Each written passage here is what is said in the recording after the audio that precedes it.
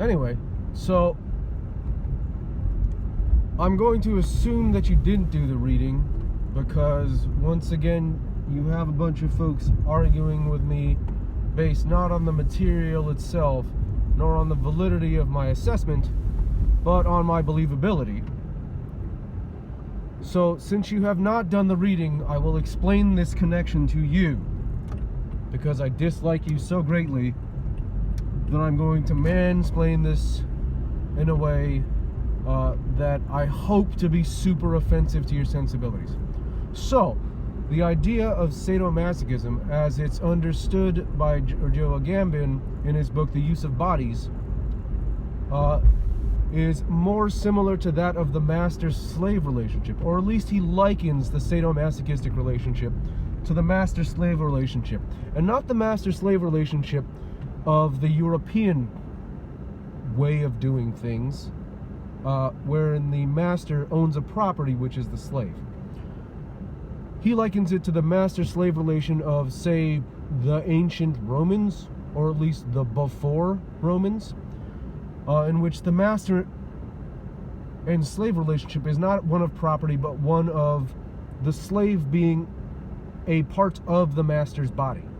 The slave being an aspect of the master, which I suppose in certain extents, or to a certain extent, draws some resonance with the ideas expressed by, the Toronto School of Culture and Media Studies, and Marshall McLuhan's idea that technology is like an extension of the user.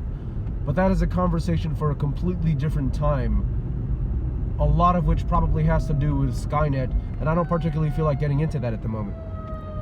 Anyway, so, the idea of the master-slave and sadomasochistic relationship in Giorgio Agamben's The Use of Bodies is that of the slave and the master being related in such a way that the master is the thing, and the slave is just an aspect of the thing. The John Gaventa idea of the third dimension of domination is a degree of domination that transcends both the first dimension of domination, which is that of the A-B relationship, wherein the A is able to make the B do a thing that the B would not otherwise do without the A's influence over B. Goes beyond the second degree of domination, or second dimension of domination, in which the B, after having been dominated by the A in such a way that they are behaving in a way that they would not otherwise behave, is then prevented from contesting this domination through legal, rational means.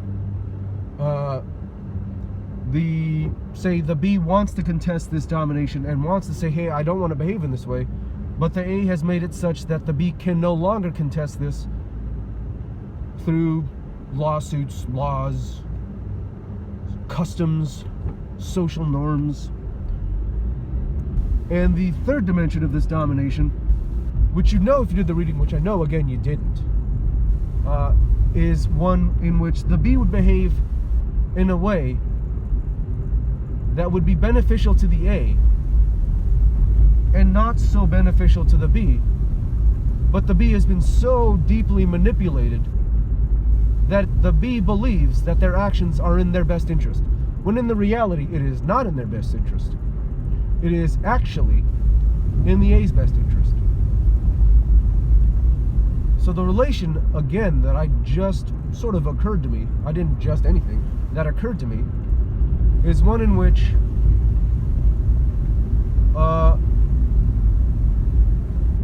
you have the master-slave relationship, or the sadomasochistic relationship, in which one is doing something where they're exposing themselves to use that is entirely not of their benefit.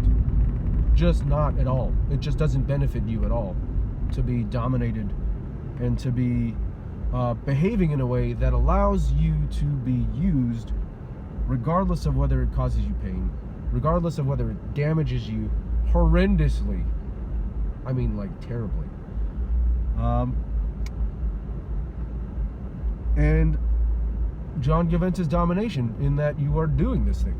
It's essentially like the same process converging at the point at which the bee finally becomes the bee who is in third dimensional domination, the slave. That was what occurred to me as I was driving people around. I thought about it randomly, not randomly, but I thought about it. Anyways, so there's your lesson for the day.